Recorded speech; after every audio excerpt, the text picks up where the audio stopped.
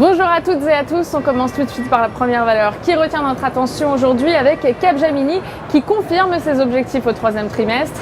Le groupe a réalisé un chiffre d'affaires consolidé de plus de 3 millions d'euros en baisse de 0,6% à données publiées, mais en hausse de 2,2% à taux de change constant. Capgemini a également dit souhaiter réaliser des acquisitions ciblées pour accélérer la transition de son portefeuille d'activités, notamment en Amérique du Nord.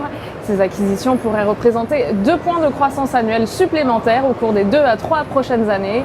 Les analystes de l'Opsa sont baissiers sur la valeur et visent des cibles à 72,45 € et 67,55 €.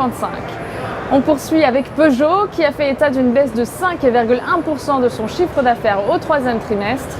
Le chiffre d'affaires du groupe s'établit à 11,40 milliards d'euros contre 12,02 milliards d'euros au troisième trimestre 2015.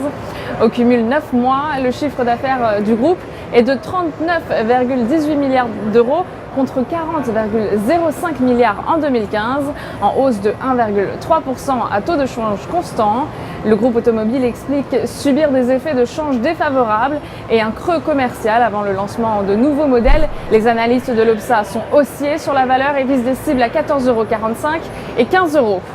En ce qui concerne la stratégie du jour, nous nous intéressons à Airbus Group. Graphiquement, le titre a validé une figure de continuation haussière en triangle. Les moyennes mobiles à 20 et 50 jours sont ascendantes et l'indicateur de vitesse RSI se situe au-dessus de sa zone de neutralité. Ainsi, tant que 53 € reste support, une poursuite de la progression est attendue en direction des 59,30 € et 62,20 €. Afin d'appliquer cette stratégie, on pourra se porter à l'achat du Varancol 7151T émis par Unicredit de prix d'exercice à 56 € et de date de maturité située au 14 juin 2017.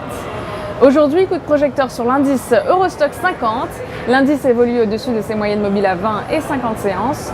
Tant que les creux du 13 octobre dernier à 2954 points ne sont pas enfoncés, nous maintenons notre opinion positive sur l'indice avec des cibles à 3140 et 3180 points.